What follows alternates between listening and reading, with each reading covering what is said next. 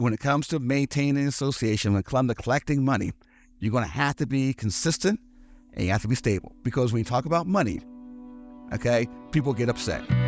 HOA Insights is brought to you by 5 companies that care about board members: Association Insights and Marketplace, Association Reserves, Community Financials, HOA Invest, and Kevin Davis Insurance Services. You'll find links to their websites and social media in the show notes. Hi, I'm Robert Nordlund of Association Reserves. And I'm Kevin Davis of Kevin Davis Insurance Services. And this is HOA Insights, where we promote common sense for common areas. Well, welcome to episode 102, where we're again speaking with insurance expert and regular co-host Kevin Davis to make sure you have all the right information at the right time to make the right decisions for the future of your association. Every week, we want your association to benefit from the stories, insights, and answers we're able to share here. This helps you, our podcast audience, to be well informed and to be well prepared for the challenges that you address every time you think about leading your association forward. Well, last week's episode, number 101, featured a great interview with Steve Horvath. As you noticed, a passionate advocate for board member transparency and accountability. If you missed that episode or any other prior episode, take a moment after today's program to listen from our podcast website, hoainsights.org, or watch on our YouTube channel. But better yet, subscribe from any of the major podcast platforms so you don't miss any future episodes. And those of you watching on YouTube can see the HOA Insights mug that I have here. I don't want to tip it too much. Got mine also. Kevin has one too, yes. You can get one of these from our merch store, which you can browse through from our hoainsights.org website or the link in our show notes. You'll find we have some great free stuff there, like board member Zoom backgrounds and some specialty items for sale, like the mugs that we're showing. Go to the merch store, download a free Zoom background, take a moment, look around, find the mug you'd like, and email me at podcast@reservestudy.com with your name, shipping address, mug choice, mentioning episode 102 mug giveaway. And if you're the 10th person to email me, I'll ship that mug to you. Actually, my staff will ship that mug to you free of charge. Well, we enjoy hearing from you, responding to the issues you're facing at your association. So if you have a hot topic, a crazy story, or a question you'd like us to address, you can always contact us at 805-203-3130 or email us at podcast@reservestudy.com. Now, today's episode comes from a question submitted by Jim from Denver, Colorado, who stated, "I'm confused. I know we're supposed to enforce rules consistently, but some just don't matter. Plus, we don't want to spend all our time enforcing rules. Where's the happy medium?" And fortunately, Kevin, this is in your wheelhouse, so where do we start on this one? All right. This is definitely in our wheelhouse because we, as you know, for years, we've been talking, is all we do is protect board members from liability. And the number one area that I hate spending claims on and defending are when you have unequal enforcement of the documents. And this is the problem, that most people believe in community associations that the rules that are outlined in documents are suggestions. This is how we should behave, but we have a choice. Okay. Okay? So we got to start from that point right off the bat. They believe there are rules or suggestions, that they have a choice. You know, I'm thinking now, I'm distracted. Wasn't that a Captain Sparrow line in one of the Pirates of the Caribbean movies? I think where he said, "Yeah, that's a problem. I think they're more just guidelines." Yeah, guidelines. Yeah. Exactly. And but that's it. And that's what it all boils down to. And this is the problem when you have guidelines and when you have suggestions. And this is what it always leads to, is that how do you decide which ones are right or wrong? This is the key. It's 3 reasons why I decided right or wrong. Me as the president of the association, number 1, is based on ignorance. Okay? I didn't know. You know, nobody told me the rules were that way. Number 2, arrogance. You know what? It's okay to do it. You know, they're not going to bother you anyway. Or playing on stupidity. What do you mean I can't do that? And so that's why the rules are there.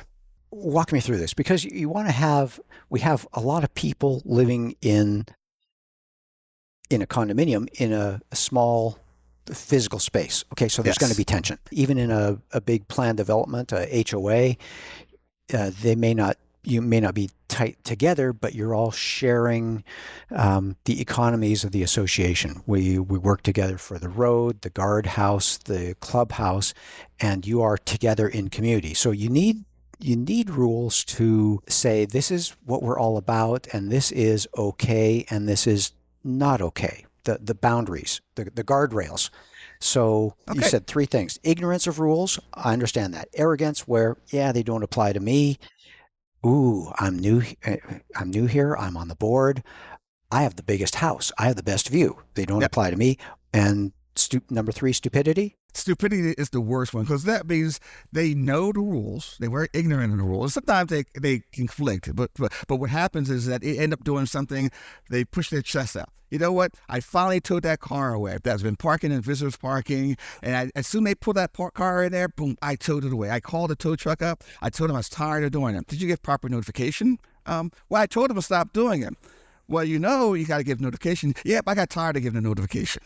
I was thinking about arrogance on the side of the rule breaker, but No, you're talking about arrogance on the side of the rule I'm talking enforcer. about the board. This is Oh, these all gee. three. Okay, again, rules or suggestions and guidelines. Okay, I'm the president of the association. Okay, now there are 5 areas that I've notified that they break the rules all the time.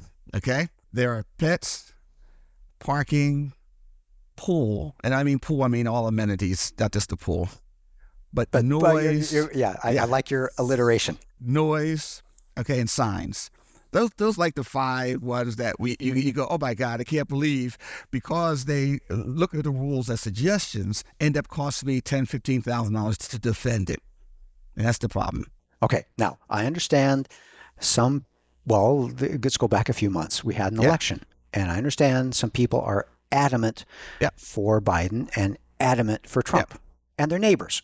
Yep. They share a fence, and it's one thing to say I'm really for change or I'm really for the current administration, whatever you. I get that. I don't mind someone, having an opinion, but wow. For it to cost $10,000 because you get into a spat about a sign or something. But think about it. Okay, 3 different things. Okay, ignorance. Well, they have signs out. Should I say anything? Do I leave it alone? What rule is there for me to enforce? I'm a board president. I don't know what to do with the signs out there. You're right. You got 2 signs. You got one on the side. I don't know what to do. So that's plain ignorance because you don't do anything. Doing nothing is a decision. Okay. Now you go to arrogance, right? I like this guy, not the other guy. I'm pulling up all the other guys' things because they're in violation because of the size. These guys their signs are illegal. The other guys have banners and they fit the requirements of the banner. Okay? Or just plain stupidity. You got me rubbing my head here. I'm thinking now of boards who say, okay, what are the colors? Let's say they're Trump people. Trump is red, right? Yeah. Okay. And so they're saying red signs are okay. Let's make a rule that red signs are okay. You can't be doing that. You've got to be. But that's the stupidity part of it. Stupidity part of it is saying this stupidity. They say that those are signs and the other ones are banners. Okay. The blue signs had to be banners. Look at they crafted a little bit differently. The stick is a little bit higher. I mean, again, ignorance is just I don't know what to do. Those signs are there and I don't know what to do. Arrogance is the same thing. I love these guys' signs. They can put them out, but I'm going to pull up everyone as the president of the association. I'm pulling up all the signs I don't like. And then you got stupidity, where stupidity could be I'm in charge fines to to the other color guys' signs. So in other words, it's like I can't believe you did something like that. Is the stupidity part, and these are the ones that cost you $10,000 because at the end of the day, you're not asking for damages. You're saying, will you please, Judge, tell how idiot and incompetent they are for doing what they did? Kevin, I think I'm still stuck in trying to create an ordered community where we have neighbors. You talked about signs, and now I'm thinking about the guy who's a lifetime Marine, and he served in so many places. He served, honorably, vigilantly, and he wants his Marine Corps. What color is that flag? I think it's red. He wants his Marine Corps flag out, but you have no flags policy or rule. Yeah. Where do you bend and you want to say, geez Louise, if we didn't have Marines like Fred, we wouldn't have this country. Okay.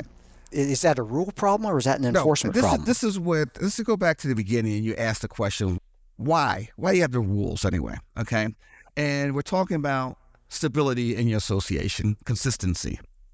But the key thing is that you want to feel there's fairness throughout the association. And that's the key. The key is that if you were a board of directors of a community association and you have a group of rules, okay, the key is that you want to give the illusion that you're being fair. So you want to force them uniformly, consistently, okay? And so you can say that here's a guy here that we want to make a difference between this person's sign, this person's what he accomplished. The problem is, once you start doing it, now so you put a one out there that you don't like, or the neighbors don't like, then what happens? Then all of a sudden there's a degree of unfairness about it. And that's the key, is do you create an unfairness? And that's what, when we talk about community associations, are you being fair? And when you go to court and you start defending yourself on the rules, the question is, well, is it a reasonable rule? Is it reasonable? Is it reasonable to say, shut this down? Is it reasonable to say this guy's okay to put his symbol outside, but it's not okay to put another symbol? And we see it a lot during the holiday season, okay? Right. You put Christmas tree lights up, but then somebody else might put up a Jewish sign up, but then you put another sign up, and then and then all of a sudden you go, okay, you got to make decisions. Where do you draw the line? And again, we'll talk about how to get around that at the end of this thing. But right now, okay, I really want to define the problem. And the problem is that they're not guidelines. They're there for a reason. They're there to create structure for your community association, bring consistency and stability. Because that way, if you want to buy a place in my community association, you're going to look around and go, okay, the rules are enforced. Even I don't like them, they enforce uniformly. Now, here's where the big problem comes into play, Robert. We didn't talk about this from the financial side.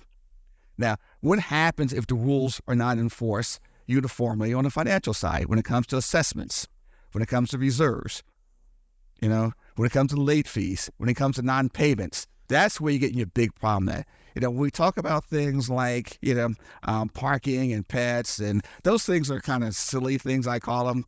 I say, from a stupidity point of view, I'm tired of kids getting in the pool between 2 o'clock and 12 to 2 when I'm working. They can't go in the pool anymore at 12 to 2 because I'm working here and they make too much noise. I'm the president. Don't you agree, Robert? Because you're the vice president. You're working from home. Yeah, we agree. Yeah. Keep those kids out of the pool. And all of a sudden we pass a law. A rule, not a law. Pass a rule that kids can't be at 12 to 2 Monday through Friday because we work. Well, you can't do that. Well, again, is that stupidity? Is it ignorance? Sometimes it could be a combination of both. The problem is that the rules are there for a reason, to stop you from making bad decisions, stop you from all of a sudden reacting. And I guess that's one of the reasons too, Robert, is that when you have a rule and you're seeing something as a president, as a board member you don't like, we react to it. First thing we do, we react. I can't believe they're doing that. We got to do something about that. And we don't do it uniformly because we all have that person association that we don't like. Okay? But the ones we do like, we give them that little pass. And that's where the problem comes into play. One of the things you said hit a nerve, and I realized I am much more prejudiced than I thought I was. I started going down the things that I've seen and the things that irritate me. And yeah, there are things that when push comes to shove that are going to irritate anybody. And the question is, and you said it, you want to have rules that bring consistency and stability. We've talked in the past about civility, the absence of civility, or the decline in civility, how we want to bring peace. We want to bring safety and security to our community associations, make them inviting and not have them be just a little boiling teapot of tempers over here on the side. I want to go somewhere that you started to talk about. You talked about the rules, pets, parking, pool and amenities, noise and signs, and you started to say they're different from the ones that are fundamental to the association. And help me with that. When I think about fundamental to the association, you need the income stream. Yep. So there needs to be, the assessments are due on the 1st, they're late by the 10th, or whatever the thing is at your association. Is there a completely different set of rules, if they are financial or if they're in the bylaws or the governing documents, which ones are simple, malleable, changeable, editable rules, and which ones you really have to stand on? You know how I always say that the board member responsibility have three responsibilities: enforce the rules, maintain the association, right, and financial, collect assessments. Those are three big things you have to do. Okay, now, where they had the problem is with rule enforcement, because the problem with rule enforcement is they want to be nice people. They want to be liked. They don't want to do anything they want to give the hard message. So rule enforcement is easy to say, well, it's not that big and important of a rule. So if that's the one that they kind of like, it's a guideline. Now, when we talk about maintenance and we talk about financial, those are things you gotta obey, because those are things, it's the lifeblood of the association. When it comes to maintaining an association, when it comes to collecting money, you're going to have to be consistent and you have to be stable. Because when you talk about money, okay, people get upset. Like, for example, one of the big issues is talk about late fees. I didn't pay my assessments on time, okay? When do you charge late fees, okay? Well, you can say that, say 5 days later, or 10 days later, or 1 day later. Do you give grace periods? You don't give grace periods, The question is that how do you perform? How do you make those decisions? Well, they've probably written down what decisions are, but over time, what happens to that board is that they say, okay, we're going to be strict now because we need the money immediately. We're going to start charging a fine within 24 hours. They haven't paid it. Now, what happens to that rule? Can they enforce it? Is it important? Well, those are kind of rules that are more important than, okay, did you have a pet policy? Did you have a parking policy? Did you have a policy about, the signs and everything? At the end of the day, the big ones when it comes to maintenance and when it comes to financial issues. I've been paid for 6 months now. What do you do? Board. How do you enforce it? What do you do? And this comes to part, but the ignorance part. Wow, we don't know what to do. He hasn't paid his assessments in 6 months. What do we do? Ignorance is the big problem when it comes to enforcing the rules consistently and uniformly. It always goes back to that situation where, the last board didn't do it, so why should we start doing it? And do we want to be known as the bad guys? It would be the bad guys. And you get the minefield of, okay, on the first of the month, we're going to start enforcing the no parking in the fire zone, in the fire lane rule. And wouldn't you know, it happens to be the person who is always disruptive at the board meetings who is the first one to do that. And you think, oh, geez Louise, it's going to look like we're being harsh on that person, when indeed it's only because he's the first person after the first of the month to... And then what happens if you don't enforce it that first day? And everybody sees you and enforce it. Then what happens? Then you're losing all your authority. Okay. And lose, and that's what happens when you have the rules, especially the two major ones when you talk maintenance and financial. If you don't enforce those things uniformly, consistently, what happens is that they start to diminish, and then all of a sudden you have an association where you're going, what happened to our association? Well, it used to be well run. It used to be vibrant. It used to be worth a lot more money than it is now. What happened to the value of our condo? Kevin, your world may be more in the office. My world is generally more going to properties. And when I go to properties, I size them up in the first 5 minutes. And I can tell which associations are the Wild West. You can often see it in the balconies. Yep. Southern California, I see surfboards, I see towels, yep. I see different things in windows, and all of a sudden I realize this association doesn't care. Let's go further down this path. I want to figure out solutions. Solutions. And I have many more questions, but I want to get to solutions. But it's time to take a break to hear from one of our generous sponsors, after which we'll be back with more Common Sense for Common Areas. Tired of low returns on your HOA reserves? With HOA Invest technology available nationwide through SEC-registered Capital CS Group and Keystone Private Wealth, you can now grow your community's funds with competitive, tax-efficient returns while keeping them safe and accessible. Our accounts are held with Charles Schwab, and HOA Invest's API integrated technology gives you daily access to balances, holdings, transactions, Schwab statements, and a nationwide inventory of CDs and treasuries, all in one easy-to-use platform. Ready to grow your reserves? Get personalized strategies and a free investment policy review with HOA Invest, your trusted partner for securing your community's financial future. And we're back. Well, everyone listening here doesn't know that Kevin and I spent a lot of time in the break talking about where we could go with this because we're still trying to figure this out. But I want to get to solutions. Kevin, you introduced the idea of some things are more important than others, just the finances of the association. Yeah. And I know there's some associations that have rules of how many pets you can have. Does 3 goldfish in a fishbowl count as pets? And you don't want to go down that path and fight that battle. But how do we get to the point of having solutions where you are helping the association? And you said it earlier. How do we help our board member audience listening to this bring consistency, stability, and maximize property values to their community? Again, we divide up into the 3 areas, okay? Number 1, enforcing of the rules. To me, enforcement of the rules is about fairness. Are we being fair to people who live there? Do they have a feeling that life is being fair? Okay, if they have that feeling life is being fair, then you're doing a pretty good job of enforcing the rules. Consistently, you're creating a stability in that association. So that's the most important thing.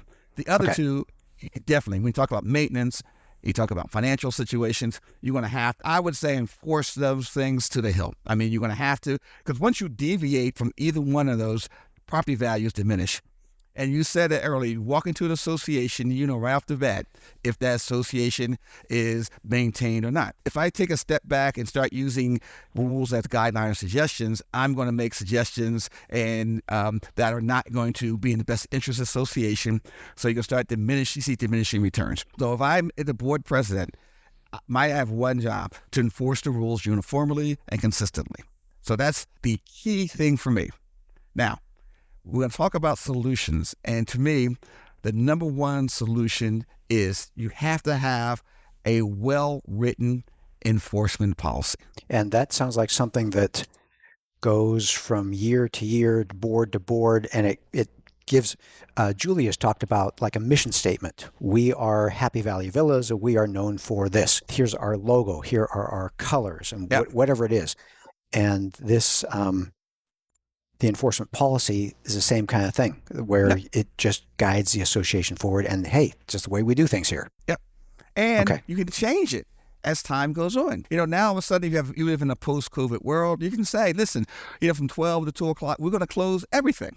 Yeah, we're going to close everything. And because people are working, and now it may not go over well, but instead of saying from 12 to 2, no children, we can say 12 to 2, nobody. We want to close. We think that's a great idea. Again, these are rules that the board and the people who live there can agree upon, that, or go back to the pets. Well, we don't think you can have pets, but a pet is okay. A pet is less than 25 pounds. Okay. Yeah. Anything less than 25 pounds or 10 pounds, whatever it is. And the key thing is to enforce those rules consistently, without exceptions. My pen is just about smoking with all the notes I'm taking here. Okay, I understand that. And okay, let's talk about rules. I have seen, when we get packages of governing documents from associations, sometimes they give us the rules. And I see some rules that are good and some that look like they are 20, 30 years old. And I don't like the 20, 30 years old. And just one thing that we've done is appreciate that sometimes we see that our policy has been that the check must be received by, and we can't use that word anymore because half of the people paying us are paying us electronically.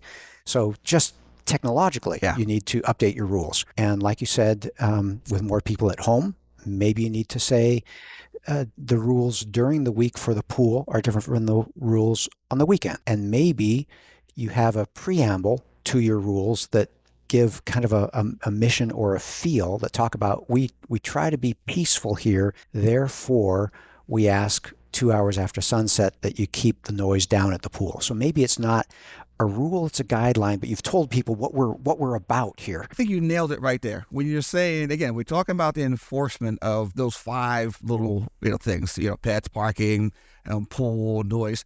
Those things, they can be more guidelines and instead of being absolutes. Because if you have more guidelines, then it's a degree of fairness as opposed to just say no. But you're going to have to make it so that it makes sense in the long run.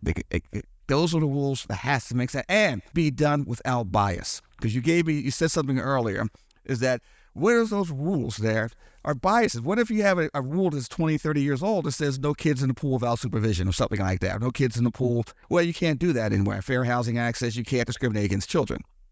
But you may have that in your documents and never updated it. Yep. And you may not know because of the ignorance part of it. You may not know that they changed the rule. You have documents out there that in the 50s and the 60s that I've seen over time that still have discriminating wording in those documents. So you can update. You got to look and see, wait a minute, we can no longer apply these rules. They don't apply anymore because they're not fair. Right. And so you need to appreciate, let's not ignore, let's edit and update. Okay? Because the word check, maybe you need to change that to be payment. And all of these different words, because you want to aim for equal enforcement, and you can't have one set of rules on the side that you just have all chosen to ignore. But let me take you a different path. We had a board hero guest on the show a few weeks ago, and he was talking about their focus is to try to focus, I forget what his numbers were, 90% on business, 10% on enforcement, or 95 and 5. You don't want, as a board, to be known for enforcement, but you do want to be a board who guides the community forward consistently and fairly.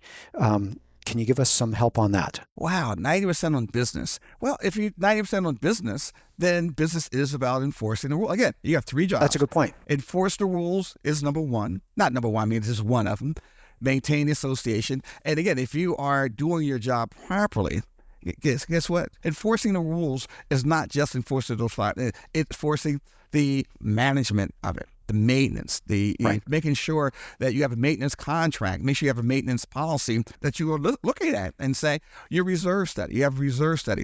Are you ignoring it?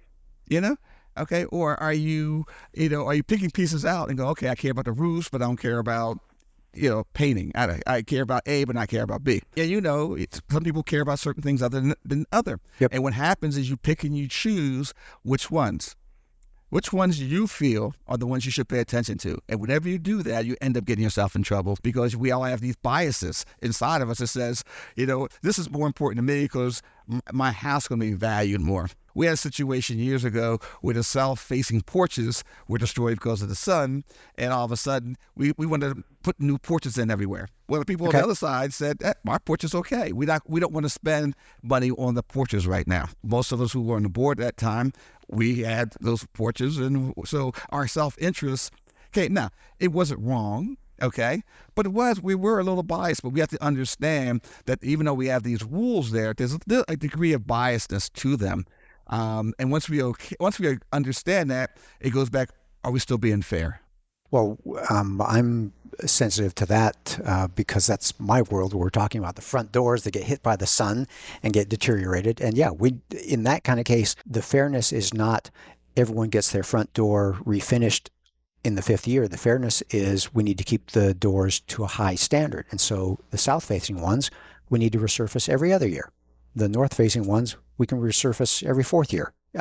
It is, what are we trying to accomplish, but making sure that you are enforcing the right things. Hey, during the break, we talked about a situation where you allow signs or banners, and then all of a sudden you get into a situation where there is something that is very, I want to say inflammatory, something that is no longer good. It's nice to put up, Happy Valentine's, simple. It's up for a couple of weeks, or some holiday decorations, or a wreath on your front door, or whatever it is. It's something that builds community and just puts a smile on your face.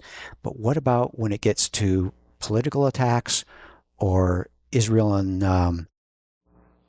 Hamas, Gaza, where all of a sudden you realize this is getting out of hand? How do you as a board member even begin to address, do we make a new rule that is no signs to try to minimize, to bring peace? Where do you go with that? Yeah, and that's a good question, because this is that one area where ignorance, you go, okay, we don't know what to do, because there are situations, even if you have just political signs, you could put a nasty political sign or profanity on it. I have right to free speech. I can say anything I want to. Now there's profanity-laden signs out there that you put out there, a unit owner put out there. Okay. We come home after being away and we see these signs out here and think, what has happened to my association? This is a suggestion, and it's the number one suggestion we always have, is to use a professional. Okay. Go contact a lawyer and say, we don't know what to do. Help us. And then follow the lawyer's advice. The problem we have a lot of times when board members go to the lawyers will say, this is the solution. And guess what the board members do? We don't like that solution. We're going to pull the signs up anyway. But that's ultimately the problem, is that the lawyer will give you the advice that at the end of the day, when you're walking past that sign and somebody's yelling at you as a board president and said, listen, we took it under advisement. The lawyer said that we do not have the right to do X, Y, and Z, or we do have the right to do X, Y, and Z. Whatever the lawyer says, you can walk around through that and feel better about it, as opposed to you deciding that I don't like the signs, I'm pulling them up. Yeah, I think that's a very good point, that you will get to a point, right? Actually, to our audience, I hope you don't get to a point where you got such a big problem, you have no idea what to do. We want to encourage you to be fair. And Kevin, you said it, sometimes you can just feel that there is fairness at the association, there's unfairness. We want you to be fair. We want you to be reasonable. We want you to promote civility and community. But if it gets out of hand, contact your professional and get some wise counsel. Because at the end of the day, what this is all about to me, and the reason I really love this topic, is because it's going to save you $10,000, $15,000, $20,000, $30,000. There's no defense costs in here. It's just that you want that judge. You know what that judge says, that board president acted improperly, unfairly. He discriminated against me. He bullied me, harassed me, because he made that rule up that benefited him. He didn't have the knowledge. And what he did was really stupid, Judge. And the judge said, last thing you want to hear, Judge said, yeah, you're right. That president did something really was kind of stupid there. Yeah, we don't have a list of who our podcast audience is, but every once in a while there's an association that makes the news for all the wrong reasons.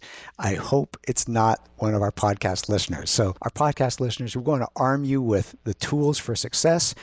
We want you to be known for fairness, civility, and knowing at the right time to go to professionals for help. Kevin, fascinating.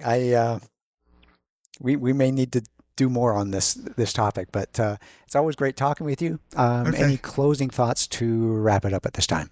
It's funny. When we look at our podcasts, they're the same. Is that what we want to do is, please don't react to everything around you. Look at it, take a step back, lower the temperature, and go, okay, what's the best way for us to handle it? And if it gets out of control, use a professional. Don't make a decision yourself. Use a professional. They'll let you know what to do. Follow those documents, follow those rules. They're there for a reason. They're not suggestions. They're not guidelines. They're there for a reason. And just do the best job you can do. Yeah. Well, Kevin, you allowed me to take a deep breath and slow down, and you do that for me. I hope that you've done for all our listeners here today. Well, we hope you learned some HOA insights from our discussion that helps you bring common sense to your common areas. Thank you for joining us today. We look forward to bringing many more episodes to you week after week after week. We'll be here, and it'll be great to have you join us on a regular basis. Spread the word. Thanks. You've been listening to HOA Insights, common sense for common areas. If you like the show and want to support the work that we do, you can do so in a number of ways. The most important thing that you can do is engage in the conversation. Leave a question in the comment section on our YouTube videos. You can also email your questions or voice memos to podcast@reservestudy.com or leave us a voicemail at 805-203-3130. If you gain any insights from the show, please do us a huge favor by sharing the show with other board members that you know. You can also support us by supporting the brands that sponsor this program. Please remember that the views and opinions expressed in this program are those of the hosts and guests, with the goal of providing general education about the community association industry. You'll want to consult licensed professionals before making any important decisions. Finally, this podcast was expertly mixed and mastered by Stoke Video and Marketing. With Stoke on your team, you'll reach more customers with marketing expertise that inspires action. See the show notes to connect with Stoke.